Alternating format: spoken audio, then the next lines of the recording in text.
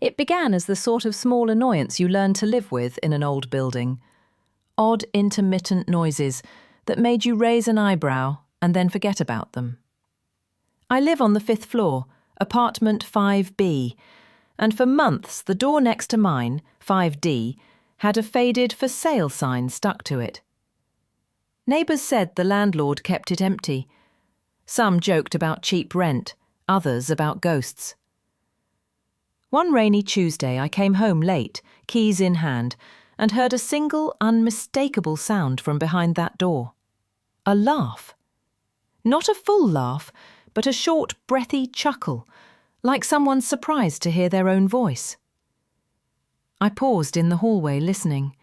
The laugh stopped. The building settled. I knocked once on my own door, heart oddly quick, and told myself it was just the pipes. But that night I dreamed of a silhouette standing at the threshold, not moving, only watching. Days passed, and the chuckle returned at random hours, while I brushed my teeth, while I boiled pasta, once while I was halfway through a sentence on the phone. It always seemed to come from the gap beneath the door, an oddly intimate sound from a place that should be empty. I mentioned it to Maria downstairs, who runs the dry cleaner. She frowned and said, "That door's been shut for years. Owner won't let anyone in." Then she paused, voice low. "But I heard singing from there last week." Singing. I remembered a box of old records my grandmother kept, scratchy melodies that felt like echoes. That night I pressed my ear to the door for a full minute. A whisper brushed the wood. "Listen." I pulled back so fast I nearly fell. I started making notes. It was absurd, but writing it down felt safer, like filing a complaint against whatever existed in the next room.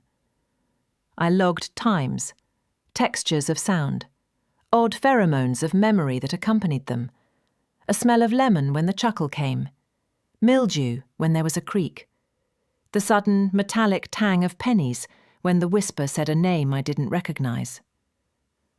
On the 6th day, a neighbour I'd never seen before moved in on the floor below.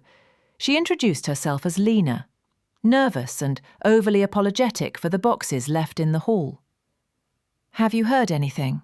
she asked on the landing, eyes wide. Before I could answer, the building's lights flickered and the intercom buzzed with a static that spelled out nothing. Lena's lips trembled. "Please don't tell me the old rumours are true," she whispered. Rumours. The word made me want to laugh, and then made me think of how quickly stories infect a building. That evening, I found a small folded paper tucked under my door. The handwriting was childish and precise. "Check the ceiling." I stared up at the plaster, amused and then uneasy. I'd never noticed anything off about the dry wall. I fetched a chair and climbed up, hands steady despite the foolishness of it. There was nothing but a faint hairline crack, a spiderweb pattern that caught the light. I tapped the crack and felt a vibration under my fingertips, like the thrum of a distant train. From somewhere above, a soft scraping, as if fingernails were tracing the other side of the plaster. The next morning, a new note appeared. "Do not look out the window. Defiance is a dangerous thing in low-level suspense." The note had the opposite effect than intended. That night I stood by the window. Outside the alley was ordinary. A strip of broken concrete, damp brick, a single flickering street lamp. Across from my building, a window in the opposite block was lit. An empty apartment, or so I assumed. For a solid minute, nothing happened. Then the lamp in that distant window went out. In the dark, something moved. At first, I thought it was a curtain. Then the unmistakable outline of a face pressed flat against the glass. It watched. I slammed the curtains shut and sat on the floor for a long time, pulse pounding in my ears. The next morning, the words on my kitchen table read, "Thank you for looking. Once you see, things change." The laughter turned to murmurs that sounded like lists of items.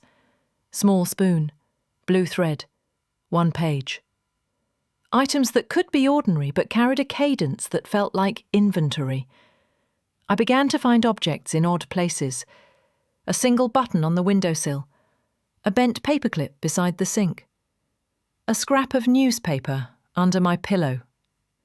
Each thing felt curated, deliberate. On a Wednesday, I woke to discover my phone had recorded itself overnight. A 10-minute audio file full of static and, layered under it, the sound of someone flipping pages. A voice, slow, patient, whispered, "We're cataloguing." When I played it for Lena, she went pale and hugged herself. My grandmother used to say that when a house catalogues, it means it's remembering you, she said. Memory. The word made sense. If the empty apartment was keeping a ledger, maybe it stored fragments of people who had passed nearby. Footsteps, arguments, lullabies. I tried to reason it away. Sleep deprivation, urban myths, an overactive imagination. Yet proof accumulated like dust. A neighbour from 2 doors down swore he saw a silhouette cross his kitchen while he showered. Another claimed a photograph in his hallway spontaneously developed a new face. I installed a cheap motion camera by my front door, a little cowardly insurance. The footage the next day was useless, a streak of white, a rapid blur that froze on a single frame, and there, for less than a blink, was a grainy profile peering through my peephole. The camera timestamp read 3:03 a.m. I had been asleep. Confrontation seemed inevitable. I waited until a stormy night, rain lashing against the windows, and I marched down to 5D's door with the largest knife I owned and a heart that felt too small for my chest. I knocked 3 times, hard. Silence. Then a sound from behind the door that made my skin crawl. Someone setting a cup down on a table, a gentle clack. The door opened a fraction. I should have retreated. Instead, I shoved it with everything I had. The apartment was empty in a way that made the skin on my arms prickle, dust in straight lines, a single chair turned to face me, and on the seat, neatly arranged, a small open book. Its pages were blank, at first. As I watched, letters bled onto the paper, black like ink from old bones. They formed a sentence, "Welcome home." I slammed the door and fled upstairs, breathless, nauseous with some sudden ancient terror. For days I kept the book on my dining table, too afraid to open it, yet unable to throw it away. The words on its pages changed each morning, like newsprint rearranging itself overnight. Sometimes it wrote mundane things, left sock behind the radiator. Sometimes it revealed memories I had never told anyone, a childhood secret about a stolen pear, the name of a teacher I liked for 1 term and then forgot. We began to think the apartment was writing us, not just cataloguing objects, but stitching together our small private histories. Lena began sleeping in my spare room. "If it learns our stories, maybe it will stop having to collect them," she said, as if suggesting bargaining with a hungry thing. It escalated. The ledger grew bolder, naming future actions with calm, patient certainty. Tonight, the elevator will stall. Tonight, the light above the sink will short these things happened. The elevator seized between floors at midnight, the kitchen light popped and the bulb shattered into a rain of incandescent dust. The final entry arrived on a Sunday morning, written in a hand that trembled just enough to be human. "We finish what we start." Underneath, a single line. "You were always the missing page." I packed a bag and left the building that afternoon.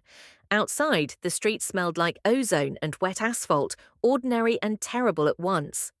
I left the book on the bench by the bus stop, closed and heavy as weather. That night, across the city, lights flickered in 100 windows. Somewhere, a page turned,